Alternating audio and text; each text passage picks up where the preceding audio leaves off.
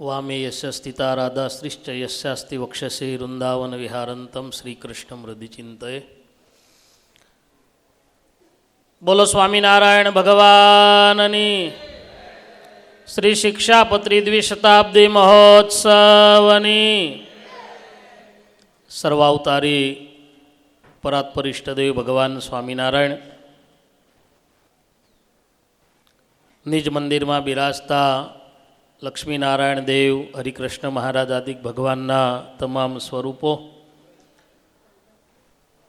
जे जग्याए आपणा सौना कल्याणने माटे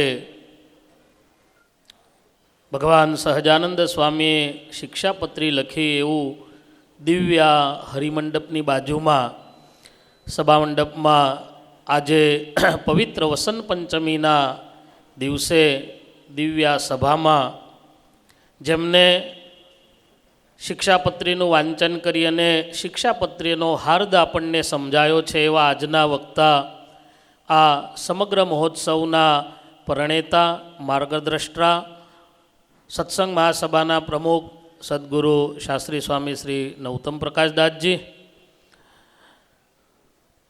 સભામાં આશીર્વાદ આપવા માટે આચાર્ય મહારાજશ્રીના પ્રતિનિધિ સ્વરૂપે आचार्य महाराजश्रीना ज्येष्ठ सुपुत्र 108 लालजी महाराजश्री सौरप्रसादजी महाराजश्री, वड़ताल मैनेजिंग ट्रस्टी बोर्डना चेरमेन डॉक्टर पूज्य संतवल्लभ स्वामी, अमारा सौ संतोना आदरणीय वडील एवा पूज्य बापू स्वामी, घणा बधा संतो उपस्थित है।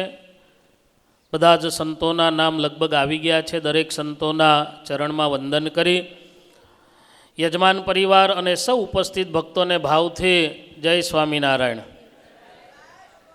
जय स्वामीनारायण।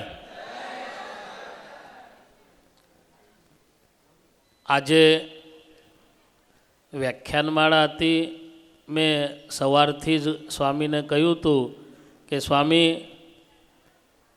तमारी कथा होय, तमारुं वक्तव्य होय, पछी एमां तमे बोलो पछी कोईने बोलवा जेवुं रहेतुं। स्वामी ने सांभळ्या पछी आपणे एमां कोई विशेष बोलवा जेवुं रहेतुं नथी। 5 ज मिनिटमां हूँ मारी वात पूरी करीश। आपणे एटला माटे भाग्यशाળી छीए, અહીંથી સ્ટેજ ઉપરથી કહેવાયું કે લગભગ 25 કરતાં પણ વધારે જગ્યાએ આજે शिक्षापत्रीનો उत्सव भव्यताथी दिव्यताथी उजवाई रह्यो छे।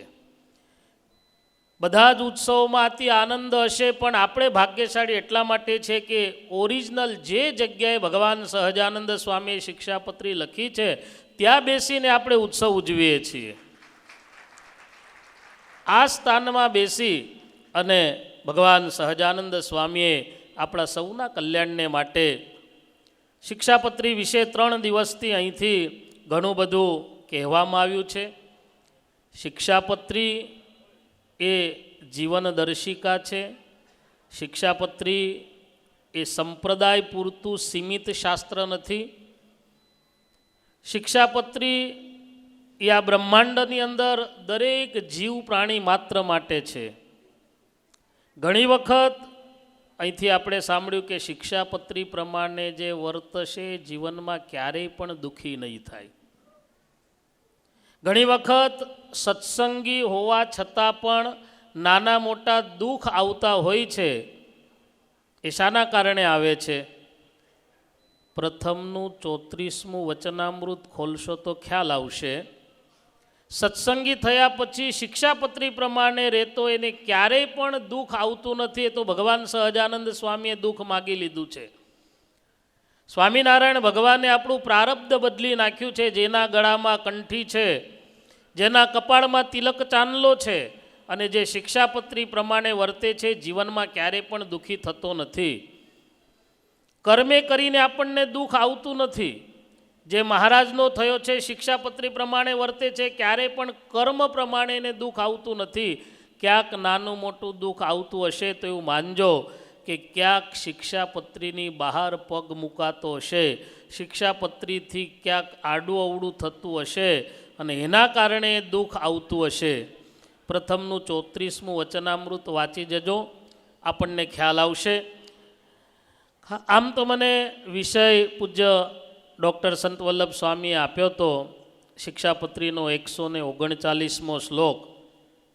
શ્રીજી મહારાજે શ્લોકમાં આજ્ઞા કરી છે, આજીવન પર્યંત રોગી આદિકની મારા આશ્રિતોએ સેવા કરવી. મારે વિશેષ વર્ણન નથી કરવું, પણ એ તાદૃશ્ય એ જો સેવાને તમારે નિહાળવી હોય તો અહીંયા આપણી હોસ્પિટલ નિઃશુલ્કપણે આખા ગુજરાતમાં નહીં, આખા ભારતભરમાં તમે ગમે ત્યાં જશો, ઘણી બધી સામાજિક પ્રવૃત્તિઓ, ઘણા બધા સમાજો હોસ્પિટલો ચલાવતા હશે, પણ એ સીમિત હશે. પણ વડતાલ મંદિર નાત જાત ધર્મ કશું જ જોયા વગર અહીંયા નિઃશુલ્કપણે જે હોસ્પિટલ ચલાવે છે એ શ્રીજી મહારાજની 139મા શ્લોકની આજ્ઞાનું યથાર્થ પાલન થાય છે.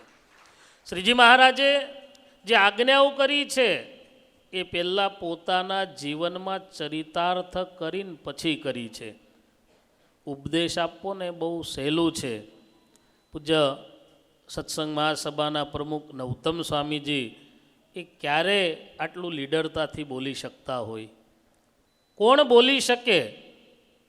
ઘણાના જીવનમાં બોલવું અને વર્તવું એ જુદું હોય, એની અસર સમાજ ઉપર ક્યારે થતી નથી. જે પ્રમાણે બોલે એ પ્રમાણે વર્તે એનું નામ છે શિક્ષાપત્રી. જે પ્રમાણે આપણે બોલીએ છીએ, પૂજ્ય સ્વામી આજે ઘણા દિવસથી ઘણા બધા ગૂંચવાતા હતા. આજે સવારે જ પાલખી યાત્રામાં ડૉક્ટર સંત વલ્લભ સ્વામી અને પૂજ્ય હરિઓમ સ્વામી ચર્ચા કરતા તો હું સાંભળતો હતો કે આ કોણ બોલશે, પણ તો નવતમ સ્વામી બોલી શકે. બોલી શકે એની પાછળનું કારણ છે, જેવું બોલે છે એવું એમનું વર્તન છે. યા લક્ષ્મીનારાયણ દેવના ડાયરાની બહાર ક્યારેય ગયા નથી, એટલે લીડરતાથી બોલી શકે છે. શિક્ષાપત્રીનો સાચો અર્થ એ છે બોલવું અને કરવું. ઉપદેશ આપવો એ સહેલું છે, પણ એ ઉપદેશ પ્રમાણે વર્તવું. શ્રીજી મહારાજે જે આજ્ઞાઓ કરી છે પહેલાં પોતાના જીવનમાં ચરિતાર્થ કરેલી છે. વચનામૃત 10મું ખોલશો તો ખ્યાલ આવશે. પ્રથમના 10મા વચનામૃતની અંદર શ્રીજી મહારાજે પહેલાં સેવક રામની 2 માસ સુધી સેવા કરી, પછી પોતાના આશ્રિતોને આજ્ઞા આપી કે રોગાદિકની સેવા કરવી. અને સનાતન હિન્દુ ધર્મની અંદર પણ દરેક ધર્મમાં એવું કહેવાય છે, રોગાદિકની સેવા, દરિદ્રની સેવા એ ભગવાન નારાયણની સેવા છે. રોગી પુરુષની સેવા એ ભગવાનની સેવા બરોબર છે, એનાથી ભગવાન જેવા રાજી થાય છે. સંપ્રદાયની અંદર અનેક એવા ઇતિહાસો છે. ભગવાન સહજાનંદ સ્વામી દાદાના દરબારને પોતાનું ઘર માનીને રહ્યા.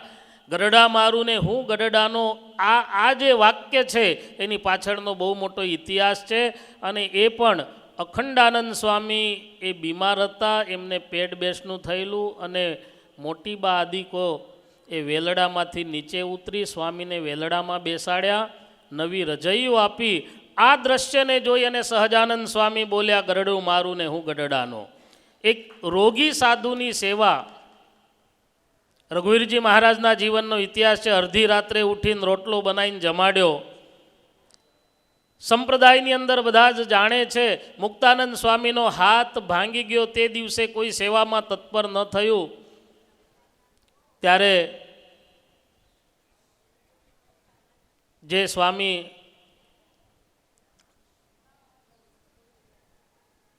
અદ્ભુતાનંદ સ્વામી તૈયાર થયા અને મહારાજે એમને નિરાવરણ દ્રષ્ટિ આપી. કહેવાનો ભાવાર્થ કે રોગી પુરુષની સેવા એ ભગવાન નારાયણની સેવા બરોબર છે.